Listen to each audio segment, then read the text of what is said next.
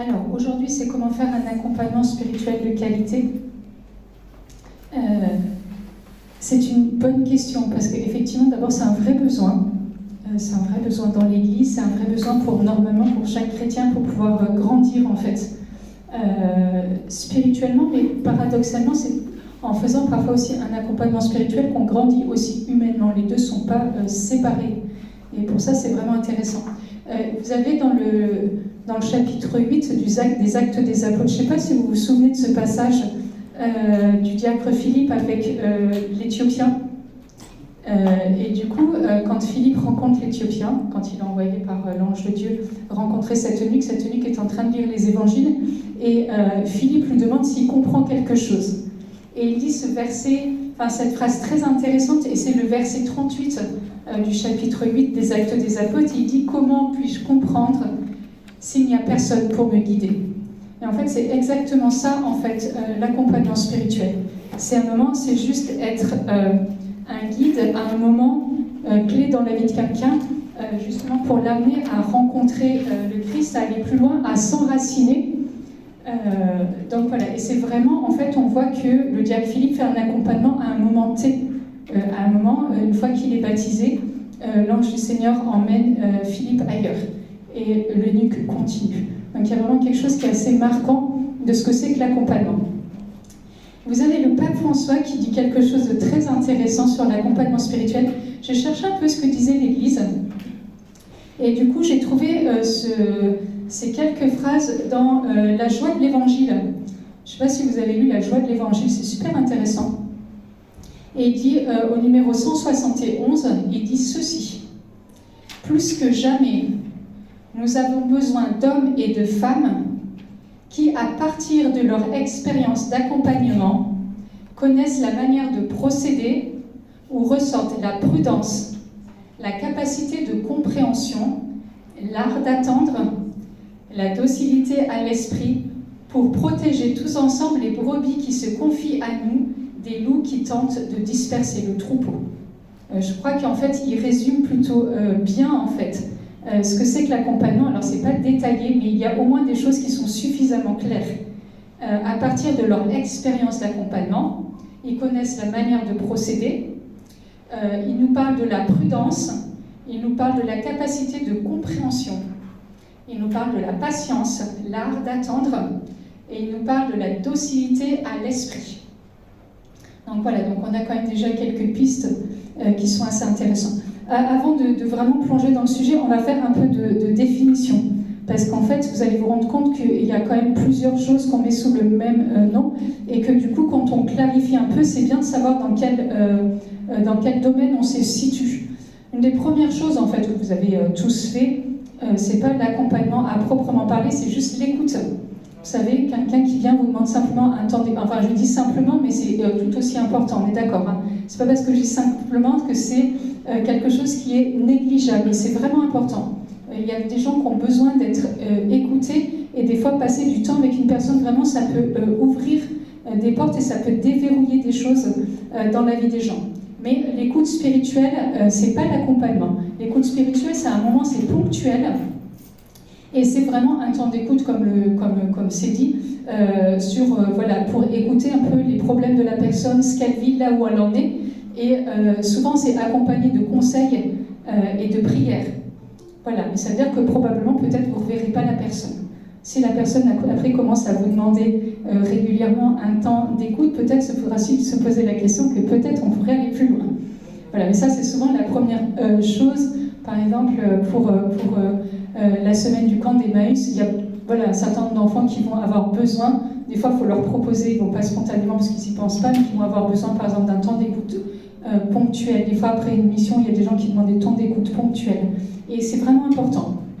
Voilà, c'est quelque chose à ne pas négliger. Alors je vais essayer d'aller dans l'ordre. Donc l'accompagnement, là on va parler de l'accompagnement au sens large. L'accompagnement c'est simple, j'ai été regarder du coup ce que disait le petit Robert. On fait de la définition simple pure et simple, quoi. Et c'est se joindre à quelqu'un pour aller où il va en même temps que lui. Donc ça, c'est intéressant. C'est-à-dire, en gros, c'est marcher à côté de la personne à son rythme. Pas devant, pas derrière. On ne tire pas la personne, mais on marche à son rythme. Vraiment, on l'accompagne. Et du coup, il y a différents types d'accompagnement. Il y a vraiment, par exemple, l'accompagnement, je vais l'appeler par exemple l'accompagnement de compassion, quand on accompagne un malade, quand on accompagne, par exemple, voilà, comme ça a pu être fait, des prisonniers sur un temps plus ou moins long. Des fois, les personnes ne sont pas forcément croyantes, elles ne sont pas forcément chrétiennes, elles n'ont pas fait forcément une rencontre avec le Seigneur, mais on est vraiment dans de la compassion, dans de l'écoute. Et on va marcher à leur rythme, au fur et à mesure qu'elles se confient. Voilà, on va les emmener un petit peu plus loin. Donc là, c'est dans beaucoup tout ce qui est, on va dire, mission vraiment de compassion, quoi. Et puis vous avez l'accompagnement spirituel au sens dont on parle l'Église, où là c'est des personnes qui ont fait l'expérience de Dieu et qui veulent grandir dans leur vie de foi. Et donc là on va marcher à côté d'elles, et donc on va regarder avec elles, très important, on va vraiment regarder avec elles les traces de Dieu dans sa vie. Voilà, comment le Seigneur l'enseigne, comment le Seigneur lui ouvre les portes, qu'est-ce qu'il lui dit. Et on va simplement regarder, c'est mettre à la lumière l'œuvre de Dieu dans sa vie, en fait. C'est vraiment ça, l'accompagnement spirituel. Et dans l'accompagnement spirituel, il peut y avoir aussi du discernement, par exemple. Voilà, vous avez un jeune qui vient vous voir pour un temps d'accompagnement spirituel, par exemple, pour discerner sa vocation. On va regarder comment Dieu parle dans sa vie à ce moment-là. C'est pas, on est tout à fait d'accord que c'est pas nous qui allons dire à la personne.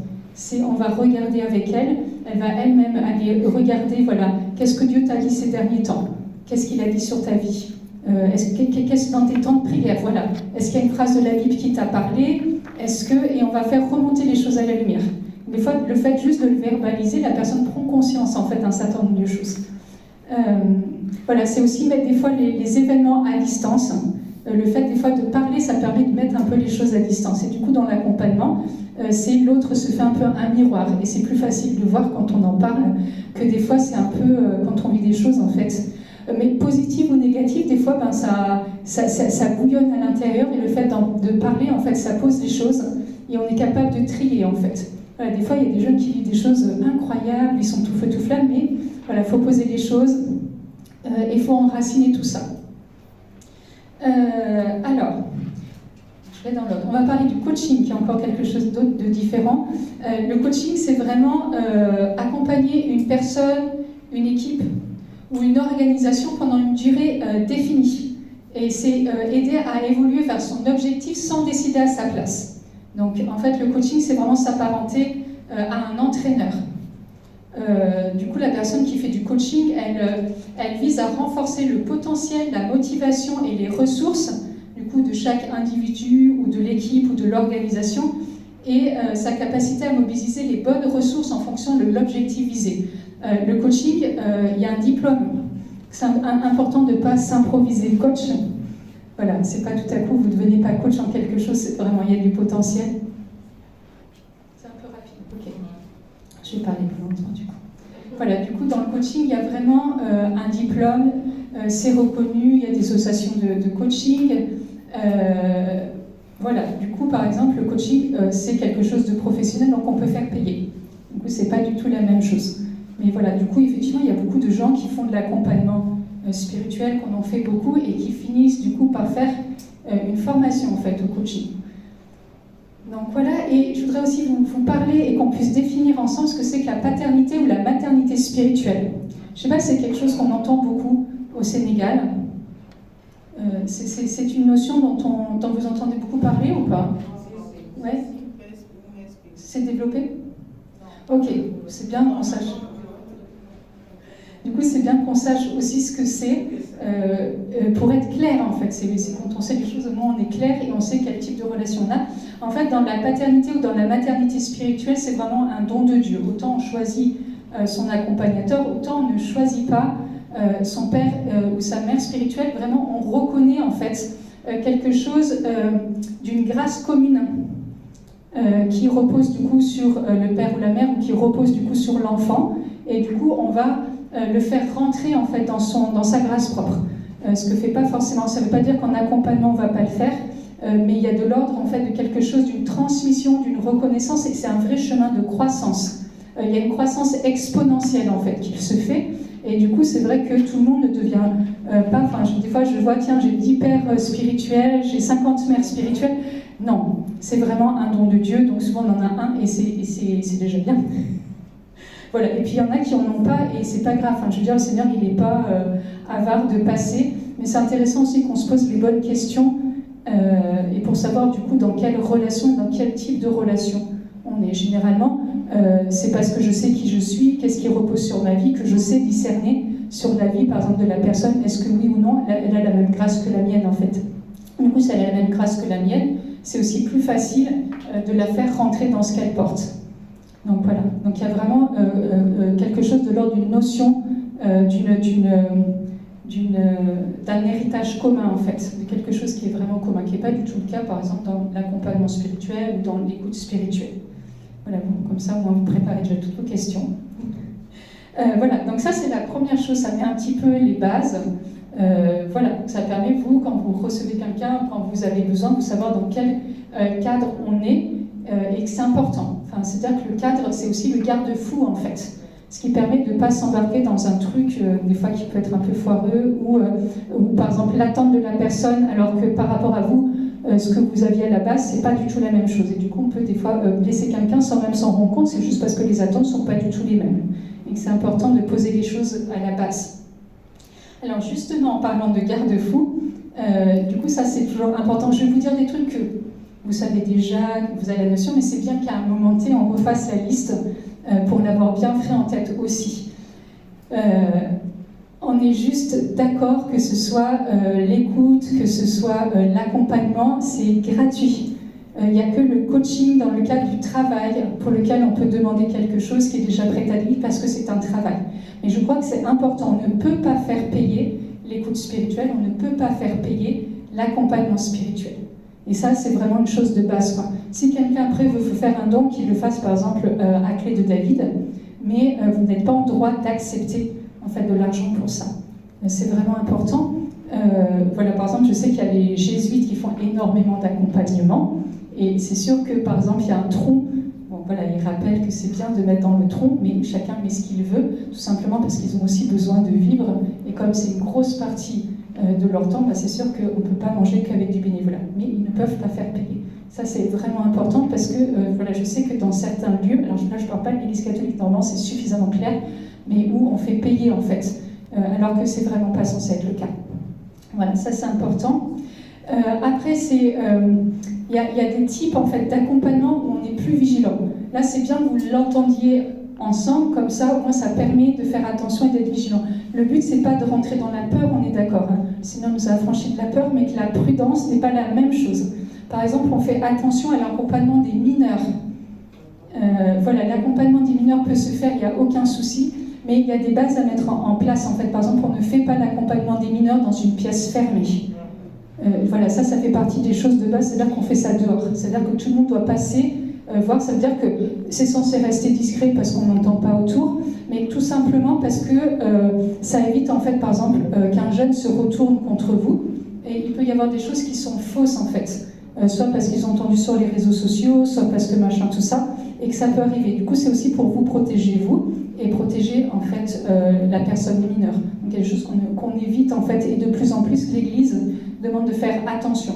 Voilà, par exemple, je sais qu'en France aujourd'hui, vraiment, c'est strictement encadré, et par exemple, ils ont fait quand il y a beaucoup de mineurs et qu'il y a besoin de temps d'écoute ou même des confessions, qui est, quand on passe par exemple devant les portes, que ça puisse être vitré pour qu'on voit ce qui se passe à l'intérieur. Donc c'est vraiment important. Donc ça, c'est l'accompagnement des mineurs. C'est sûr qu'après, bon, c'est des petits, donc forcément on ne fait pas la même chose qu'avec des grands, mais voilà, il y a des choses importantes. Et puis l'accompagnement mixte. L'accompagnement mixte, c'est pas que c'est pas possible, mais c'est pareil, on fait attention et on se met des garde-fous. Et là, les garde-fous, je vous rappelle que c'est la personne qui accompagne, c'est pas la personne qui est accompagnée. Donc on fait attention à l'accompagnement homme-femme, surtout si par exemple la femme est plus jeune que l'homme. On regarde aussi, on fait attention pareil de ne pas se retrouver dans des lieux fermés. Et puis c'est à vous aussi de discerner, est-ce qu'à un moment il y a une espèce de glissement, est-ce que vous sentez qu'il y a des attentes qui ne sont pas justes. Voilà, tout ça c'est des choses qui peuvent arriver et on fait attention, et du coup on apprend à un moment à dire ben là c'est plus possible et c'est pas moi, mais par exemple une sœur va pouvoir voilà, tu vas pouvoir rencontrer une sœur par exemple, ça marche aussi dans l'autre sens, etc. Mais voilà, parce que c'est un lieu aussi qui peut Il ne faut juste pas oublier que du coup, quand vous apportez quelque chose à la personne, de temps en temps, il peut y avoir des glissements. La personne, elle vous voit tout à coup d'un autre regard. Il y a quelque chose un peu protecteur, il y a quelque chose... Et très vite, la personne, sans même s'en rendre compte, peut développer par exemple des sentiments, ça peut marcher dans les deux sens. Et donc on apprend en fait simplement à se dire, ok, bon là je sens qu'il y a quelque chose qui... et puis on ferme pas les yeux, ça c'est important. C'est pas important aussi de voir le mal, on ne voit pas le mal partout, mais on apprend à être vigilant et on apprend à être prudent. Et donc aussi, l'accompagnement permet de dire à un moment, ok, moi là j'ai apporté ce que tu avais besoin, je te conseille d'aller chercher quelqu'un d'autre, ou là je vais demander par exemple à quelqu'un d'autre de t'accompagner, mais là moi c'est pas manquer de charité, bien au contraire. Il faut savoir où sont ses limites en fait. Donc voilà, donc ça c'est un petit peu les deux garde-fous. Et je sais qu'il y en a qui, par exemple, quand c'est plutôt des temps de prière, par exemple, quand vous vous rendez compte que la personne a besoin d'un temps de prière, par exemple, pour prier pour des coupures de liens, ou un temps de prière de guérison intérieure, le faites pas seul. Ça c'est important parce qu'il y a d'abord deux personnes. Évitez par exemple 2 hommes qui prient pour une femme. On évite aussi. Dans ce cas-là, vous faites une équipe de binôme, un homme, une femme, et vous priez pour une femme. D'abord, ça permet que si la personne dit quelque chose qui ne s'est pas passé, quelqu'un d'autre peut dire non, en fait, c'est pas vrai. Mais ça permet aussi, on est 2, on peut se soutenir, on peut s'écouter. Et voilà, le Seigneur nous envoie aussi 2 par 2. Donc voilà, ce genre de choses, c'est bien dire, ok, pour ça, il y a besoin, mais on va programmer un temps et je vais demander à quelqu'un de m'accompagner. Voilà, ça fait partie des choses où c'est vraiment important et ça permet aussi de vous protéger, de vous garder. Voilà. C'est un petit peu... Et puis ça permet aussi pour la personne en fait, de se sentir aussi plus en sécurité. Non pas qu'elle peut ne pas se sentir en sécurité, mais voilà, ça donne en fait un cadre qui est assez intéressant. Ce qui est important aussi, c'est dans le cadre de l'accompagnement spirituel, c'est le cadre que vous donnez à la personne au départ en fait. Quand une personne dit est-ce que finalement tu veux bien m'accompagner, le cadre il peut être un peu différent selon les personnes. Donc c'est vous en fait. Quel est votre cadre? Alors il y a des choses qui ne changent pas, c'est important de rappeler à la personne, même si ça marche pour les coups, ça marche pour... mais il faut lui rappeler que ce qui se dit ne sort pas du cadre, soit de l'écoute, soit de l'accompagnement. Et que c'est important de le verbaliser. En fait, il y a eu un certain nombre qui ont été blessés du coup pour des choses qui sont ressorties et qui n'osent plus faire confiance, par exemple. C'est important de le verbaliser. Voilà, tu peux tout dire, tu peux dire ce que tu veux, mais sache en fait que ce que tu dis, ça reste dans le cadre-là. Et donc vous vous engagez à la discrétion par rapport à la personne, par rapport aux personnes. Ça, c'est vraiment dans le cadre. Il faut que ce soit clair, il faut que ce soit verbalisé, pour que la personne aussi accepte de faire confiance. Il y en a qui ne veulent pas parler parce qu'elles ont peur, en fait, que ça puisse sortir au dehors, alors qu'en fait, ce n'est pas censé être le lieu pour. Donc là, ça veut dire que c'est un gros travail sur chacun de nous pour se dire, ok, ce que j'entends, je le garde à l'intérieur, en fait. On est clair que du coup, dans le contrat de départ, c'est qu'il n'y a pas de jugement. Et ça, c'est aussi important régulièrement de le rappeler, surtout quand vous voyez des personnes qui sont en difficulté ou qui n'osent pas dire des choses qu'elles vivent parce qu'elles ont peur d'être jugées. Il y a des situations des fois qui sont vraiment difficiles à verbaliser et je vous assure qu'il faut qu'à l'intérieur de nous, il y ait le plus de compassion et de miséricorde possible pour que la personne, en fait, même en disant les pires trucs, elle se sente à la fois aimée. Des fois, on peut avoir des réactions, des fois intérieures, on les garde intérieures. Donc voilà, pour qu'elle se sente justement aimée et qu'elle sente vraiment la compassion de Dieu pour l'emmener plus loin. Le but, c'est pas qu'elle reste à une situation, par exemple, une situation de péché, une situation vraiment compliquée, mais qu'elle sente en fait, à ce moment-là, qu'elle peut accueillir la miséricorde de Dieu, qu'elle peut demander pardon, qu'elle peut aller plus loin, parce que justement, il n'y a pas de jugement dans la personne en fait qui l'écoute. Donc ça fait partie des contrats qui sont clairs depuis le départ. Je rappelle aussi dans les contrats de départ, ça c'est pas à dire, mais qui dit écoute ou qui dit accompagnement, dit écoute. Je le dis parce que je viens de changer d'accompagnateur, tout simplement parce que je passais toujours à voir des personnes qui parlent plus que moi j'ai le temps de parler. Donc à un moment, si je fais l'accompagnement de la personne qui est censée m'accompagner, au bout d'un moment, c'est quand même, je passe déjà beaucoup de temps à écouter, donc il faut qu'à un moment j'ai un lieu aussi pour moi. Mais ça veut dire que le gros du temps, c'est d'abord d'écouter avant de donner des conseils en fait.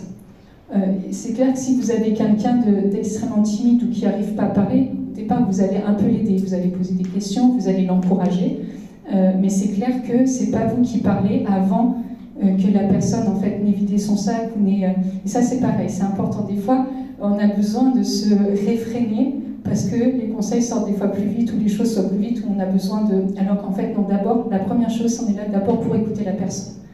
Sinon, parfois, il peut manquer des éléments, ou etc., où la personne elle va se dire bon, en fait, ça ne sert à rien parce que je ne suis pas entendue. Et que ce n'est pas un lieu, finalement, où je peux venir parler. Donc ça, c'est vraiment, vraiment important. Dans le contrat de base aussi, c'est rappeler à la personne qu'elle peut arrêter l'accompagnement quand elle veut. Elle est libre. Donc si à un moment, elle vous dit ben voilà, là, je crois que j'ai reçu ce que j'ai besoin, on va arrêter là, ne soyez pas frustrés. N'ayez pas l'impression d'être un mauvais accompagnateur. Non, la personne, elle a le droit, et des fois, on accompagne des personnes sur une durée limitée, mais c'est ce qu'elle avait besoin. Donc voilà, elle a eu ce dont elle avait besoin, et elle va passer à autre chose, ou etc. Et c'est pour ça que du coup, voilà, personne ne fait l'accompagnement de la même façon, donc c'est normal. Mais vous aussi, vous avez le droit de dire à la personne qu'à ce moment-là, pour telle ou telle ou telle raison, vous pouvez arrêter. Et dans ce cas-là, avant... essayez de trouver à qui vous pouvez orienter la personne, en fait. Pas la laisser seule, mais ça fait partie des choses. C'est aussi un moment de se dire, ben là, moi, je pense que je suis arrivée au bout de ce que j'ai apporté à la personne. Donc là, je préfère arrêter. Voilà, des fois, au bout d'un an, non, on se dit, bon, là, j'arrive plus, enfin, il y a quelque chose qui bloque, et que peut-être qu'elle a besoin de quelqu'un d'autre, c'est pareil. C'est pas un échec, pas du tout. C'est à ce moment-là, vous êtes arrivé au bout de ce que vous pouviez lui apporter, donc c'est bien de passer la main. Voilà, donc l'un comme l'autre, vous êtes libre en fait d'arrêter. Donc ça c'est important. Après, il y a des choses où chacun fait ce qu'il veut. Il y en a, ils vont dire bah, quand tu as besoin, tu m'appelles. Moi je fonctionne comme ça, si tu as besoin, bah, tu m'envoies un message, on cale un rendez-vous. Voilà. Je sais qu'il y en a d'autres, ils prennent rendez-vous. Là, le nouvel accompagnateur que j'ai, je crois que j'ai des rendez-vous. Ils sont fixés tous les mois. Alors pour moi, c'est un gros challenge de dire il faut que je bloque du temps plutôt que de me dire tiens là j'ai du temps, on y va. Donc il faut que je fonctionne à l'envers. Et voilà, sur je ne sais plus combien, sur 6 mois, on a prévu déjà tous les accompagnements, quoi. Donc c'est un peu bizarre, mais j'apprends. Donc voilà, et chacun fonctionne de façon différente. Trouvez-vous votre bonne manière et regardez aussi ce que demande la personne. En fait, il y en a qui ont besoin de discipline et qui vont avoir besoin, donc on va leur apprendre la discipline et donc d'une fois sur l'autre, on va fixer un rendez-vous. Il y en a qui vont avoir besoin, par exemple, toutes les 4 semaines ou que toutes les 6 semaines. Normalement, la moyenne vraiment d'un accompagnement spirituel, c'est à peu près, surtout dans les débuts, c'est 1 fois par mois en fait. Voilà, moi j'ai des jeunes qui des fois me demandent quasiment des accompagnements toutes les semaines ou tous les 15 jours. Des fois ça revient trop vite, mais ça ne veut pas dire qu'il n'y en a pas besoin. Hein. Voilà, mais des fois ça revient un petit peu vite et on ne peut pas toujours répondre. Mais voilà, la bonne moyenne c'est à peu près, je dirais, entre toutes les 4 semaines à toutes les 6 semaines. Quoi. Voilà, surtout au début, parce que sur 4 semaines, vous allez vous rendre compte que relire en fait l'œuvre de Dieu sur 4 semaines, déjà ça prend du temps en fait. Surtout au début, il y a beaucoup de choses. Donc voilà. Et puis évidemment, l'accompagnement se fait avec la présence du Saint-Esprit. Donc ça, on est juste assez... voilà, c'est évident que le Saint-Esprit va passer à travers vous, mais voilà, il ne faut juste pas l'oublier. Il y en a qui systématiquement vont commencer à prier avant que l'accompagnement, c'est une bonne chose en fait de commencer, de clôturer. Il y en a, il semble qu'il n'y a pas forcément besoin, mais le Saint-Esprit il est là de toute façon d'une manière ou d'une autre parce que il n'y a pas des fois de transition. Des fois ils vont commencer à parler et puis même avant d'avoir commencé à prier, l'accompagnement démarre en fait. Là c'est pareil, trouvez votre manière. Des fois pour formaliser c'est bien de prier, mais si des fois vous sentez que ça a déjà démarré, que vous n'avez pas le temps de prier, c'est pas parce que vous n'avez pas prié que Dieu n'est pas là, on est d'accord, hein, parce que vous priez à l'intérieur de vous, que parce que vous avez une vie de prière en fait de tous les jours, donc il y a juste le débordement. Voilà, ne soyez pas en disant oh là là, j'ai pas prié. L'accompagnement ne sera pas mauvais parce que vous n'avez pas commencé par prier. Voilà.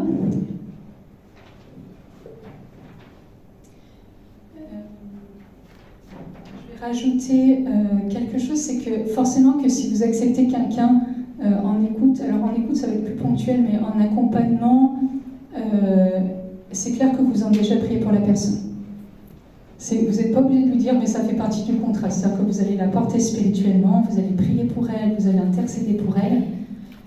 C'est important parce que y a tous les temps entre en fait. Et que, en fait, même si des fois c'est pour un temps limité, ça veut dire que c'est une personne que le Seigneur vous confie.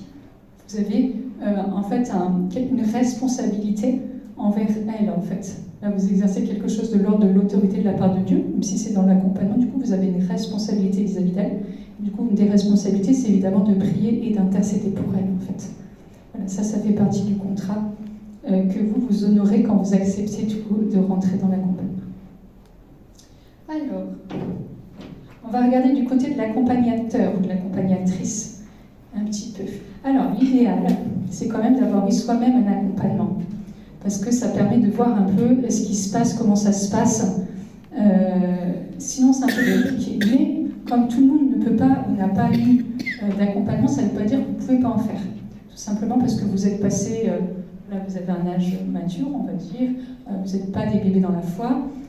Donc il y a des choses déjà que Dieu vous a enseignées, heureusement. Et donc du coup, vous êtes tout à fait en capacité de donner les bases, notamment par exemple aux plus jeunes, de donner les bases à quelqu'un qui revient dans la foi. Vous avez traversé des épreuves, et donc vous avez la capacité à donner des conseils parce que vous avez traversé des épreuves, que vous en êtes sorti victorieux. Vous avez grandi au travers des épreuves, c'est le but quand même des épreuves. Et du coup, vous avez des clés aussi à donner du coup à ceux qui se confient en vous. En fait, vous partez pas de rien. Voilà, c'est juste pour dire, non, j'ai jamais d'accompagnement, donc je vais pas en faire. Ça serait trop facile. Et surtout qu'il y a vraiment un vrai besoin. Donc voilà, il y a énormément de gens qui attendent, qui cherchent pour grandir, des fois qui se noient, comme on dit, qui se noient dans des verres d'eau, que s'ils avaient un accompagnateur, des fois ils disent, en fait non, mais c'est pas grave, je peux avancer en fait. Et des fois il y a des gens qui tournent en rond. Ils auraient simplement quelqu'un qui dit, ok, tu tournes en rond, regarde, là il y a quelque chose, regarde ce que Dieu a fait dans ta vie, regarde ce que Dieu t'a dit, et qui permettrait en fait de pouvoir faire avancer. Ce qui est intéressant, c'est quand même d'avoir, s'il y a par exemple au niveau, je sais pas, des diocésains, par exemple si le diocèse propose des formations à l'accompagnement spirituel, si des communautés ici proposent, ce qui est intéressant c'est d'aller faire un tour et d'aller écouter du coup ce qui se dit. Voilà, ça serait bien. Je sais pas s'il y en a du coup un peu sur Dakar, des gens qui proposent l'accompagnement. Non, pas du tout. Vous savez que les premiers du coup à pouvoir le faire, c'est bien. Bientôt ça sera à vous de former du coup après toute votre expérience. Ce qui est intéressant à savoir sur soi, quand on accompagne, c'est quelles sont nos limites.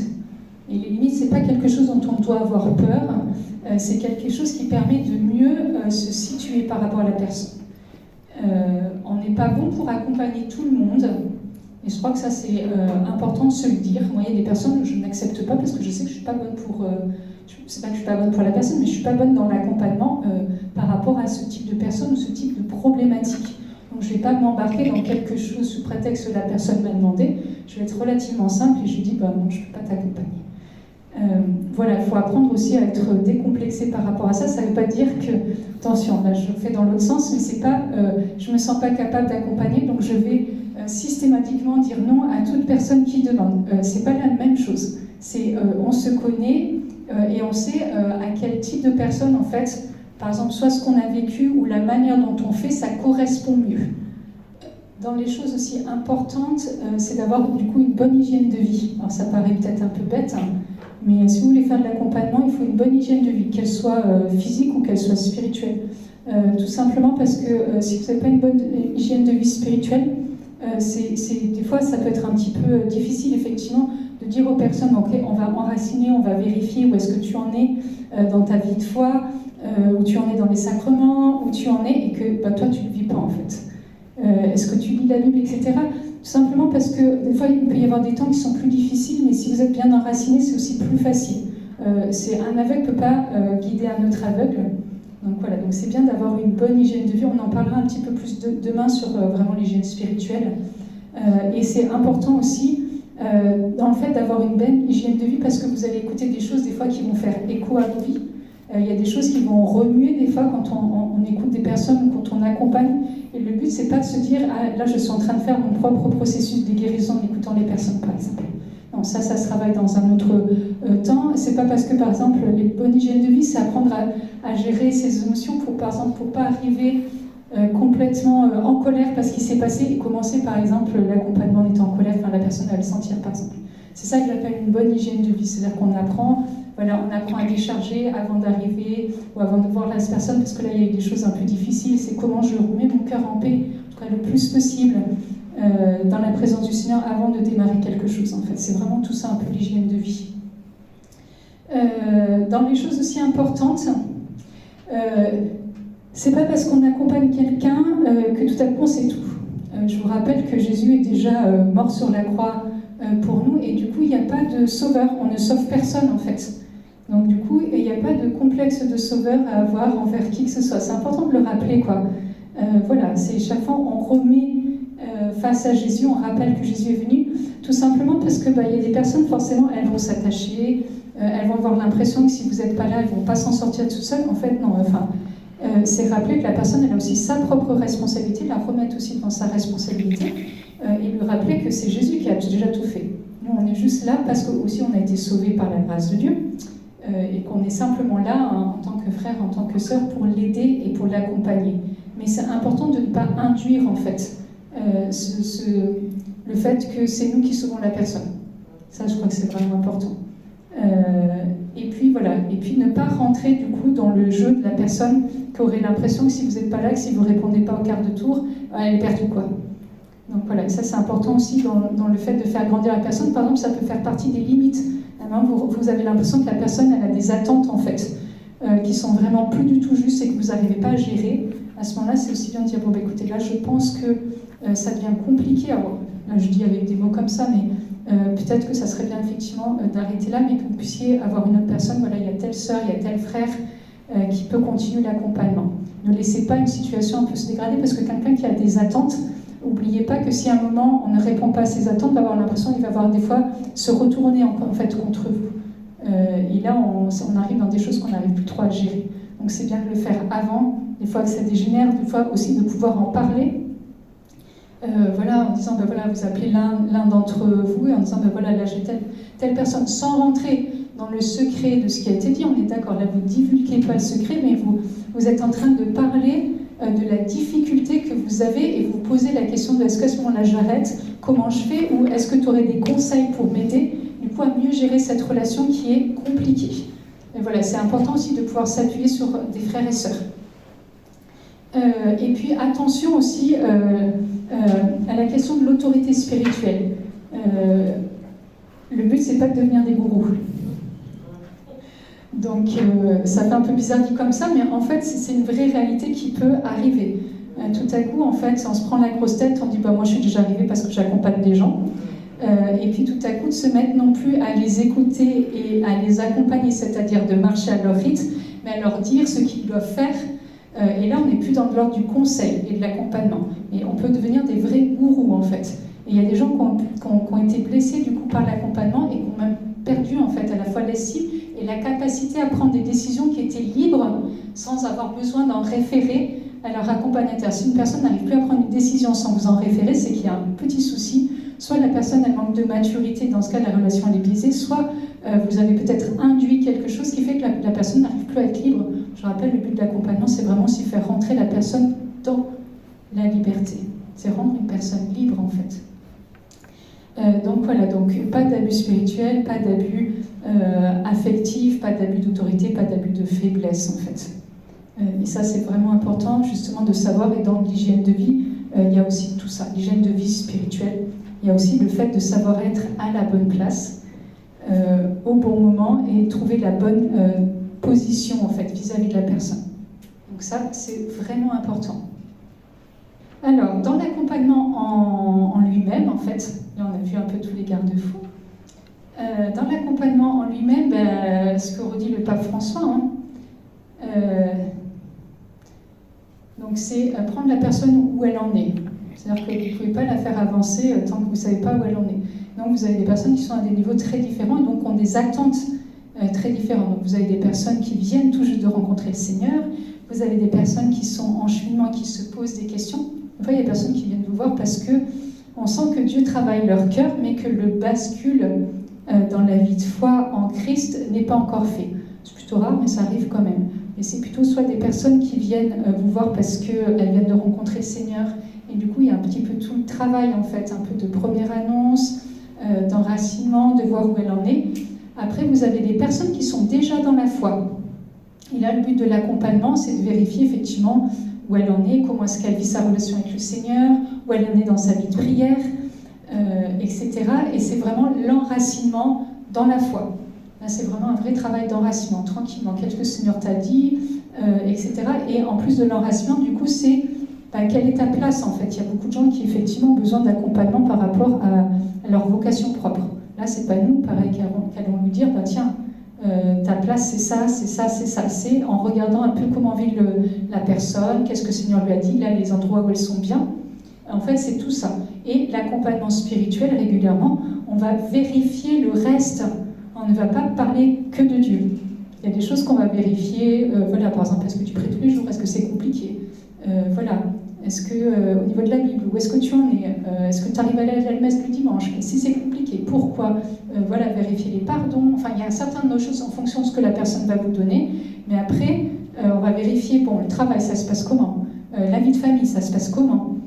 Par exemple, donc voilà. Moi, avec les jeunes, je vérifie aussi les garçons. Est-ce que tu fais du sport, par exemple? Si tu fais pas du sport, pourquoi? Parce que c'est important. Voilà, on va regarder un peu le reste.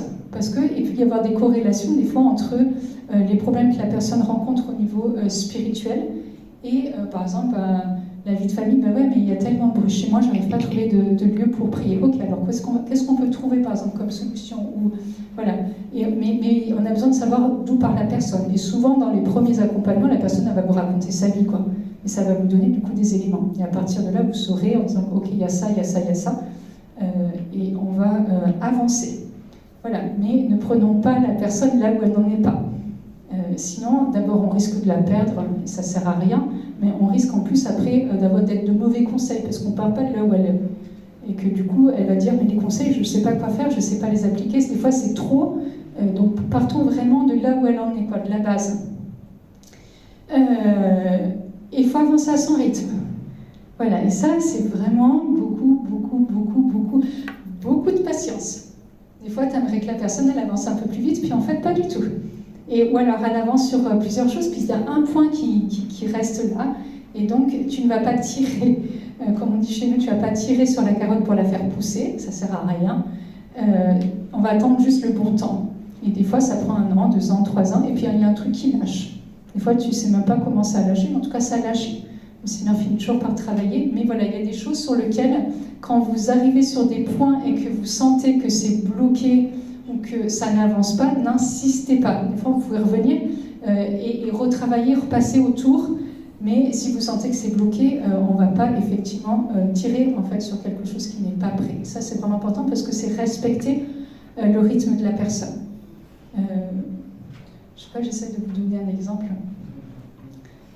Des fois, il y a des jeunes, par exemple, qui sont bloqués sur un point de maturité qui font que c'est compliqué l'engagement au mariage. Parce qu'il y a des choses, en fait, sur lesquelles, si ce n'est pas travaillé, je ne vois pas comment vous pouvez aller épouser quelqu'un, en fait. Et des fois, on peut travailler pendant un temps, et en fait, chaque fois, on revient, et c'est compliqué, quoi. Et moi, ça m'arrivait des fois de laisser un peu tomber ce truc-là, et puis de me rendre compte, en me retournant, quand finalement, ça avait été travaillé. Donc maintenant, c'est bon. Là, le mariage est possible, en fait. Et du coup, tout se met en place. Mais du coup, c'est sûr que si moi, j'y vais avec mes gros sabots que j'essaie de faire avancer, on est clair que soit la personne va fuir, de toute façon, ça ne produira pas de fruits, donc ça ne sert à rien. Voilà. Mais c'est là où on a besoin de doigté, on a besoin de délicatesse, on a besoin de patience, puis on a besoin que le Saint-Esprit nous éclaire aussi. Enfin, n'oubliez pas qu'on ne travaille pas seul. Le Saint-Esprit, là, des fois, il nous dit, bon, là, tu peux y aller, bon, là, non. Tu ne peux pas y aller, c'est trop tôt, c'est pas prêt, c'est pas mûr. Des fois, il y a des blessures qu'on ne peut pas aborder tout de suite, par exemple. Parce que c'est pas prêt, c'est pas mûr, et que du coup, on ne met pas les personnes en difficulté. C'est pas du tout le but. Si la personne n'est pas prête, il y a des choses qu'elle ne peut pas parler, n'allez pas poser des questions indiscrètes à laquelle la personne ne pourrait pas répondre, par exemple. Vous pouvez faire avancer quand la personne commence à s'ouvrir et que tu dis, des fois, très délicatement, voilà, j'ai posé une question, tu n'es pas obligé de répondre. Voilà, comme ça, la personne ne se sent pas obligée. Elle peut être libre, comme elle peut dire, bah non, bah, c'est pas prêt. Mais au moins, elle ne se sent pas forcée. Et ça, c'est vraiment important, vraiment de respecter cette liberté, de respecter son rythme. Il y a vraiment un rythme, voilà, et que c'est pas le nôtre. Nous, on voit des fois des choses, et puis bah, on sait que c'est pas le temps, quoi. Donc on va juste patienter, parce que Dieu fait la même chose avec nous, et que nous, on n'aimerait pas qu'on nous fasse ça en plus. Donc ne le faisons pas aux autres. Donc voilà, vraiment le respect de la liberté de la personne, ça j'en ai déjà tellement parlé, mais je crois que c'est important, non seulement le respect de la liberté, mais au départ, en tout cas moi ce que j'observe beaucoup, notamment chez les plus jeunes, mais pas que, c'est au début de l'accompagnement, il y a comme une mise en liberté de la personne.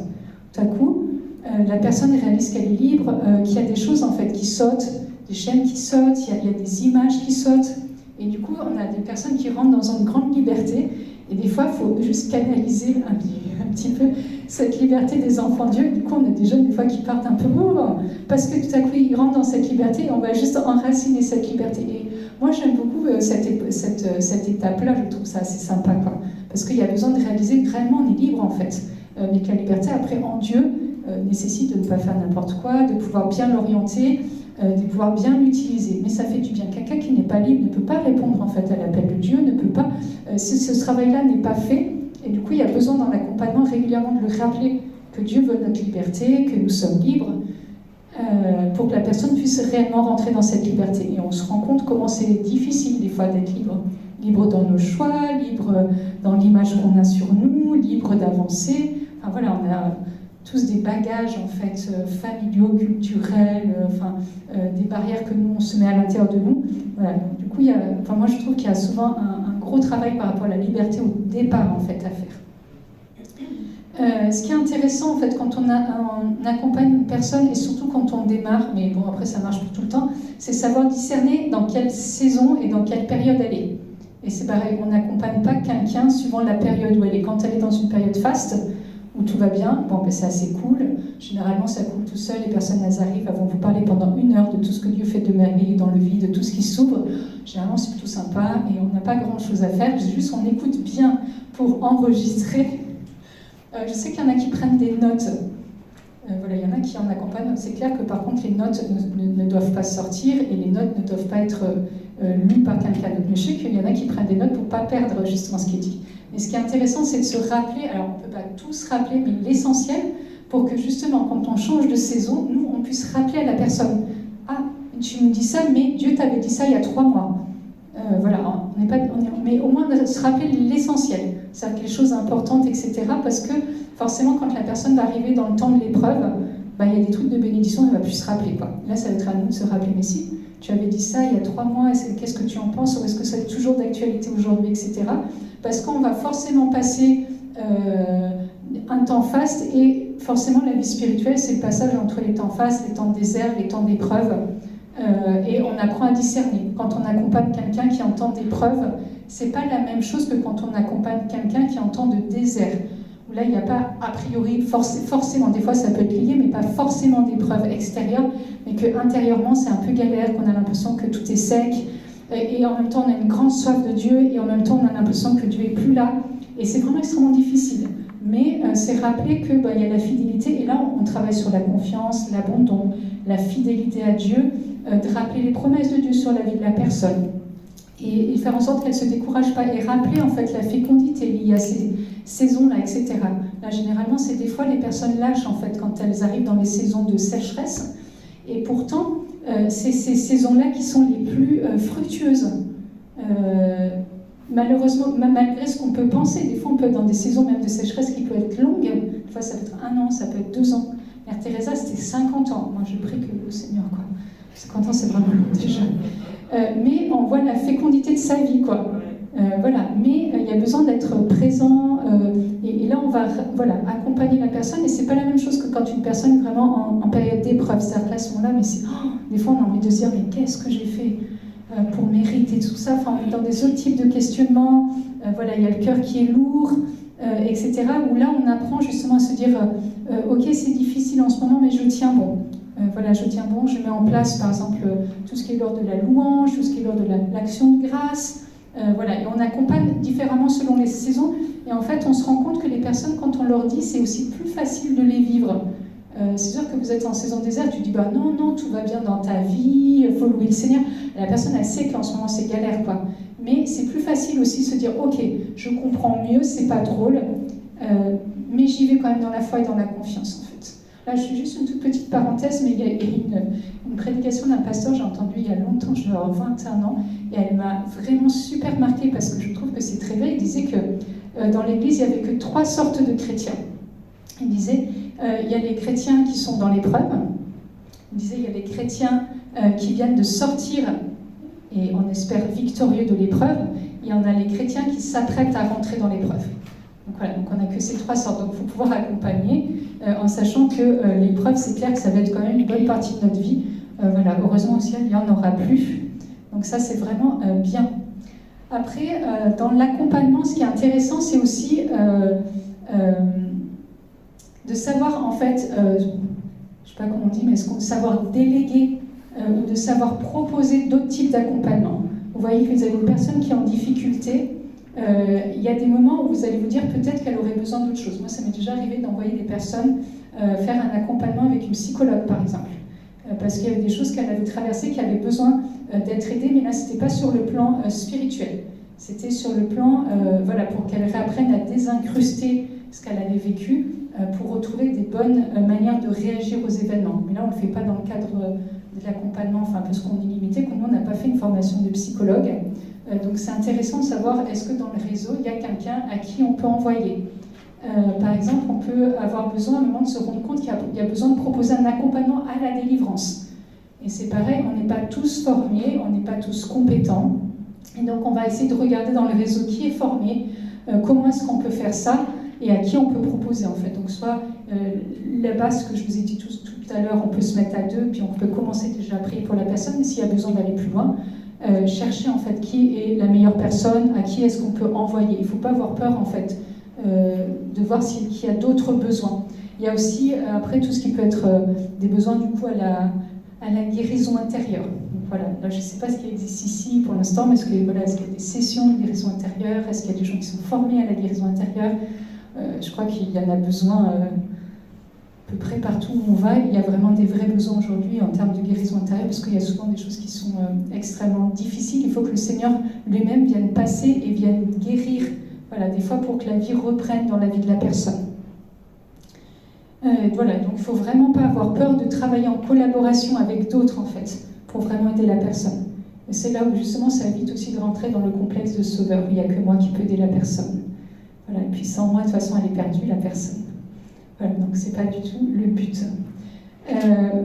Voilà, c'est important aussi de se rappeler qu'un accompagnement, c'est pas neutre. On rentre quand même dans l'intimité de la personne. Elle peut nous partager des choses qui sont profondes de son histoire, de ce qu'elle vit, mais aussi des choses qui sont de son intimité avec Dieu. Donc vraiment, ça demande vraiment beaucoup de respect, beaucoup de pudeur, beaucoup de compassion, beaucoup de jugement. Voilà, parce qu'elle nous livre en fait quelque chose qui est quand même profond, que ce soit dans les épreuves, mais que ce soit dans ce qu'elle vit, ou qu'elle soit vraiment dans sa relation avec Dieu. Il y a des gens qui vont vous dire à un moment, j'ai vécu des choses par exemple de l'ordre de la grâce avec le Seigneur, j'ai jamais osé en parler. Donc c'est sûr que si la première fois qu'elle en parle, elle se sent pas ni entendue, des fois on va lui dire oui, bon, est-ce que tu es vraiment sûr d'avoir vécu ça? C'est pas le bon, c'est pas le bon jugement. Après c'est sûr qu'on a besoin aussi de rappeler. Il y a des personnes qui des fois effectivement font des expériences et qui des fois tu te rends compte, c'est pas, on va dire, ton intuition avec le Saint-Esprit te fait dire que c'est peut-être pas toujours ajusté. Voilà, mais ça n'empêche pas que tu l'entends et ça n'empêche pas qu'elle puisse l'exprimer, se sentir entendue. Après toi, tu vas travailler voilà, dans l'accompagnement pour dire ok, c'est pas tout à fait juste, donc on va voir comment est-ce qu'on peut réajuster. Voilà, parce que des fois ça va vraiment vous sembler complètement juste, même si c'est des expériences que vous n'avez pas faites. Voilà, c'est là où travailler avec le Saint-Esprit, ça peut permettre du coup un meilleur discernement, d'essayer d'être plus juste en écoutant la personne. Il y a quelque chose qui vous dit en fait dans le discernement, attention, là il y a un petit truc, mais vous ne savez pas trop quoi, alors vous attendez. Jusqu'à ce que le Saint-Esprit vous dise, ben, en fait là, voilà, il y a ça, il y a ça, ou il y a ça quoi. Voilà. Des fois on n'aura pas toujours de réponse, mais c'est pas grave. On dit, ben, on va continuer d'avancer, puis on verra, peut-être qu'il y aura un autre événement qui va venir en fait aider à discerner le premier. Des fois, moi je dis, je ne sais pas.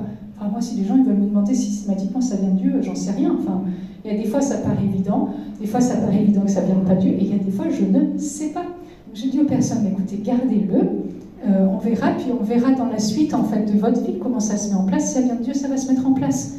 Mais ne restez pas focalisés sur des choses, et puis ne me demandez pas si je sais pas, j'ai le droit de ne pas savoir en fait. J'ai le droit de ne pas avoir systématiquement une parole sur ce qui est vécu, et c'est pas grave. Ce qui est important aussi d'avoir quand on accompagne une personne, c'est vraiment Alors, je redis des choses, mais ça permet pour ceux qui sont arrivés un petit peu après, mais vraiment cette capacité d'écoute, quoi. Et l'écoute, c'est l'écoute pas simplement avec les oreilles, c'est aussi l'écoute en fait de la manière dont se comporte la personne, comment est-ce qu'elle est, vous savez, tout le langage non verbal, regardez comment, voilà, parce que c'est important, en fait, au-delà des mots, parce que vous allez entendre les mots, mais comment est-ce qu'elle est complètement recroquevillée, est-ce qu'elle est complètement expansive, est-ce que vous sentez que du coup il y a quelque chose qui est en décalage entre ce qu'elle vous dit et ce qu'elle vous montre. Voilà, des petites choses comme ça en fait qui vont vous aider. Il y a besoin d'avoir de l'empathie. Voilà, certains ont vécu des choses extrêmement dures, s'ils ne trouvent pas d'empathie en face, ils n'auront pas le courage, parfois c'est vraiment du courage, hein, mais de se livrer et de dire ce qu'ils ont vécu. Il y a besoin aussi de beaucoup de compréhension. Voilà, ça ne veut pas dire que vous allez acquiescer à tout ce qui est dit.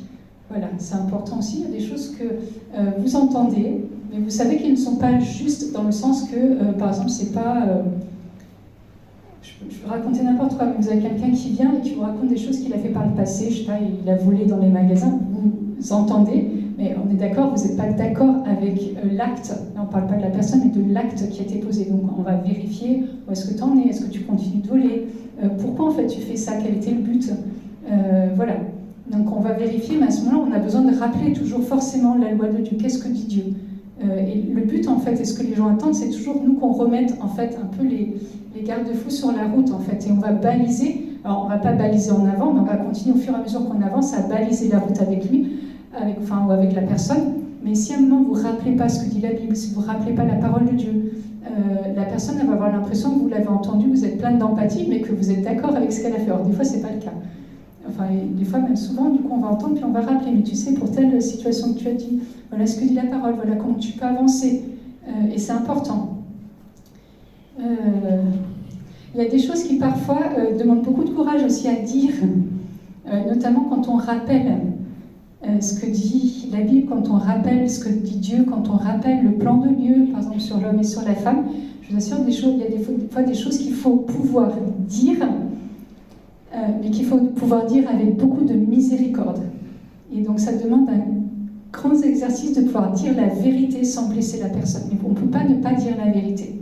Il y a des personnes, j'ai dit, mais je me rappelle d'une jeune fille, alors c'est pas du tout un accompagnement, mais comme il y a plein de jeunes qui viennent me voir, c'est une fille chouette, vraiment c'était une fille hyper chouette, qui était hyper zélée pour le Seigneur et tout ça, bon elle est toujours, hein.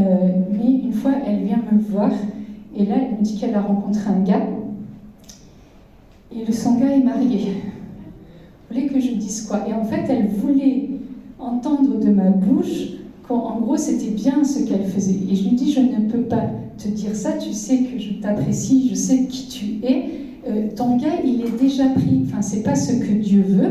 Et elle me dit, en fait, elle a été blessée dans une relation, elle se disait, mais cette fois-ci, ce gars, il est pour moi, maintenant, c'est... Non. Je lui dis, ça ne marche pas. Et vraiment, on est resté longtemps sur ce truc-là. Je lui dis, de toute façon, tu ne pourras pas me faire dire que c'est bien la relation que tu vis. Parce que toi-même, tu le sais au fond de toi que c'est pas bien, sinon tu ne viendrais pas me demander mon avis. Aujourd'hui, elle est mariée, elle a son propre mari, elle a ses enfants, tout ça, donc tout va bien. Mais de temps en temps, il faut juste pouvoir rappeler le cadre et redire les choses et rappeler les choses. C'est pas engueuler les gens, hein. Enfin, les gens, ils n'ont pas envie que vous les engueuliez. Moi, des fois, je sais que les jeunes, je vous assure, hein, j'ai entendu des trucs, mais ils m'appellent ou ils me voient. Et là, tu sais, tu serres ton cœur parce que tu sais ce que tu vas arriver. C'est vraiment pas un truc cool, mais que vraiment, en plus, j'aime ces jeunes, quoi. Tu veux le meilleur. Et là, on te sort une espèce de bombe de trucs de péché, de trucs de machin, et tu serres ton cœur et tu dis, ok, bon, ben voilà, maintenant ça c'est fait.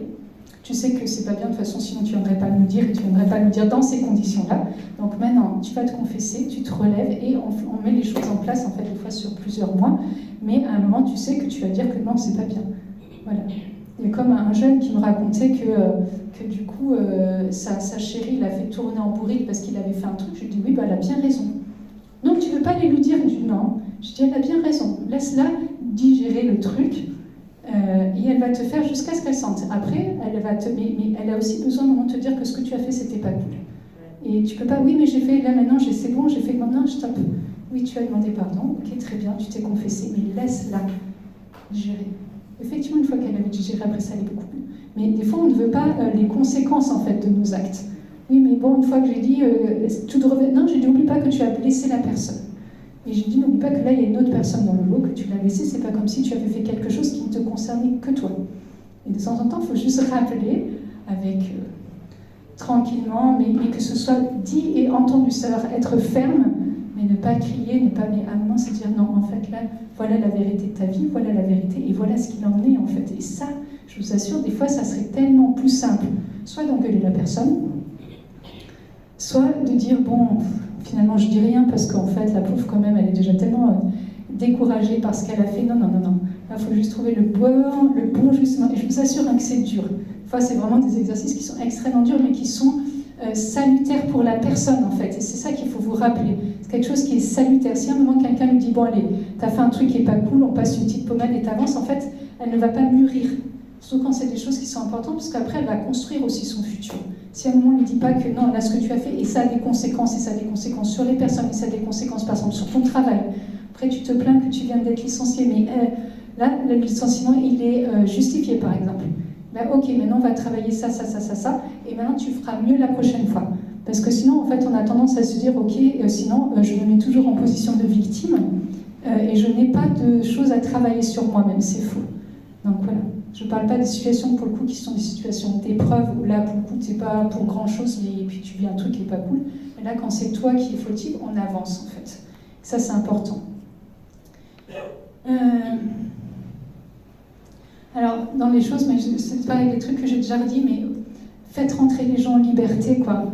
Le but, c'est pas de faire peser des fardeaux sur la vie des gens.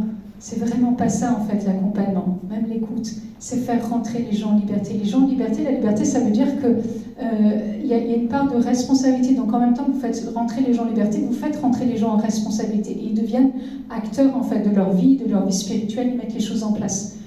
Mais vraiment, on fait élargir, en fait, au maximum pour que les gens puissent rentrer en liberté. C'est pareil, après, c'est des trucs, des fois, ça me saoule. Je me dis, punaise, ça fait 5 fois que je dis la même chose, quoi. Ben, c'est pas grave. On va redire une 6e fois. Peut-être qu'on va attendre différemment, et jusqu'à ce que ça rentre. Voilà, moi, il y a des jeunes, des fois j'ai attendu, puis des fois j'ai un peu arrêté, du coup, pendant un temps, en attendant de voir comment ça se passe. Moi, j'ai des jeunes qui, des fois, se tapent la tête contre le mur, et tant qu'ils ne se sont pas explosés la tête, ben, on ne peut plus rien dire. Donc on attend. Voilà, parce que des fois, ça ne sert plus à rien. C'est comme, voilà, là, on est un peu dans l'éducatif, un peu comme les parents qui disent 50 000 fois les choses à leurs enfants. Puis voilà. Du coup, et de temps en temps, il y a besoin de rappeler, ou il y a besoin de rappeler systématiquement, mais non, Dieu t'aime, n'oublie jamais. Et comme des choses, parce qu'il y a des choses tranquillement, ça va rentrer, mais ça prend du temps. Et puis, bon voilà, le dernier truc, c'est vraiment, ne tirez pas si la personne n'est pas prête, quoi. Si la personne n'est pas prête à entendre, si vous sentez que la personne, tout de suite, elle va se braquer, attendez. Donc voilà. Ce qui va être intéressant pour nous qui sommes quand même charismatiques, c'est aussi de vivre la prophétie dans l'accompagnement, dans l'écoute, en fait. Ça, c'est intéressant parce que d'autres ne pourront pas le vivre. Mais la prophétie, c'est que le but, c'est pas d'enfermer la personne, c'est justement d'ouvrir la personne. Donc une prophétie bien vécue, une vraie prophétie. Une vraie prophétie, ça peut vraiment ouvrir quelque chose dans la vie de la personne, en fait. Tout à coup, vous recevez une vraie émotion de la part du Seigneur, où il y a une image, où il y a un mot, etc. Et ça peut ouvrir quelque chose dans la vie de la personne. Des fois, c'est vraiment bien dans l'écoute, parce que, par exemple, vous avez quelque chose qui est ponctuel, et en plus, des conseils, en fait, c'est intéressant si le Seigneur vous parle, du coup, c'est un double intérêt, quoi. Voilà, la personne part avec plusieurs choses, en fait, à laquelle elle peut se raccrocher, et c'est bien. Des fois, c'est vraiment il y a des déverrouillages qui se font grâce à la prophétie. Mais vous pouvez le vivre aussi dans l'accompagnement. J'ai dit, ben, tiens, même dans votre vie de prière, vous pouvez dire, ben, tiens, la dernière fois, le Seigneur m'a dit ça. Tu es libre après. Rappelez à chaque fois que les personnes sont libres par rapport à la prophétie. Si ça te parle, gloire à Dieu. Si ça ne te parle pas, c'est pas grave. On a le droit de se tromper dans la prophétie aussi. C'est déjà pas mal. Je vous ai déjà parlé un peu des personnes qui reviennent à la foi, comment on les accompagne, de l'enracinement, un peu dans la vie chrétienne, dans la vie ecclésiale. Ça, c'est important. Et puis après, il y en a, vous allez faire, ça j'en ai un petit peu moins parlé, mais vous allez pouvoir faire aussi de l'accompagnement, du coup, pour faire basculer les gens dans la vie disciple, la vie dans l'esprit. Ça, c'est sympa. Enfin, c'est sympa, ça ne veut pas dire que le reste l'est. Mais voilà, c'est-à-dire que tout à coup, vous avez une personne, un accompagnement, vous allez discerner les charismes avec elle, vous allez pouvoir vérifier les missions, elles vont vous parler, en fait, ça c'est hyper sympa pour le coup, elles vont vous parler de ce qu'elles vivent quand le Seigneur les utilise, et voilà, là, le but, ça va être de travailler un peu sur qui elles sont. en tant que missionnaire, en fait, en disant, ben voilà, tu vois, là, quand tu as fait ça, ben voilà, ça t'a fait vraiment du bien, peut-être que ça a creusé, recommence, vérifie, voilà comment tu peux grandir dans la prophétie, voilà comment tu peux grandir dans tel truc, et là, c'est vraiment comment est-ce que la personne, elle devient disciple et missionnaire. Voilà, là, on n'est plus dans l'enracinement de l'Église, on vérifie toujours un peu ces choses-là. Est-ce que tu vas bien à la messe? Est-ce que tu lis bien ta Bible? Est-ce que tu te confesses tous les mois? Est-ce que, voilà, toutes ces choses un peu qui sont censées être normales, voilà, tu vérifies un petit peu les choses, que tu en as des fois, ils sont un peu zélés pour la mission, puis ils oublient des fois un petit peu des trucs à côté, qu'on vérifie que tout est bien calé, que tout fonctionne un peu bien, puis il y en a qui disent, ouais, mais là en ce moment c'est un peu compliqué, donc attends, chaque chose a sa place. Genre, le Seigneur passe en premier et après le reste se met autour. Voilà. Donc, du coup, vous pouvez vraiment avoir tout type d'accompagnement. C'est bien de savoir un petit peu, quand vous partez de là où en est la personne, c'est sûr que si la personne, ça fait déjà 10 ans qu'elle est chrétienne et vraiment elle a une vraie vie de foi, généralement on va travailler le reste en fait.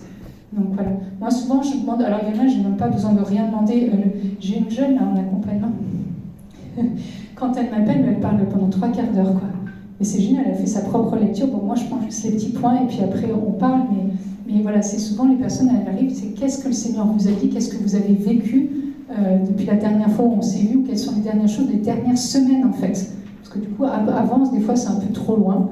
Et qu'est-ce que le Seigneur vous a dit, qu'est-ce qu'il vous a fait vivre, voilà, qu'est-ce qui s'est passé en fait ces derniers temps. Parce qu'en fait, c'est à partir de là que vous allez travailler en fait. Vous n'allez pas travailler, il y a la question de travail sur le passé, il y a la question de travail sur la vie missionnaire, mais c'est souvent, ok, si on veut ça, mais qu'est-ce que le Seigneur t'a dit dernièrement en fait? Comment est-ce qu'il te conduit? Et on va regarder vraiment les pas et les traces du Seigneur en fait dans la vie de la personne. C'est ça l'accompagnement.